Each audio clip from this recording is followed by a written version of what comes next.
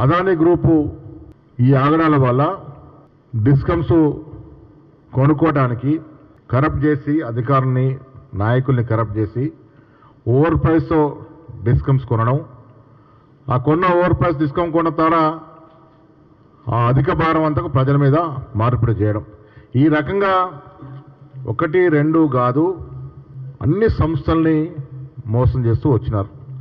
వీరికి అమెరికాలో కూడా వ్యాపారాలనే కాబట్టి అమెరికా చట్టాల రీత్యా కూడా అమెరికాలో నాటి ఇన్వెస్టర్స్ కూడా మోసం చేసినారు.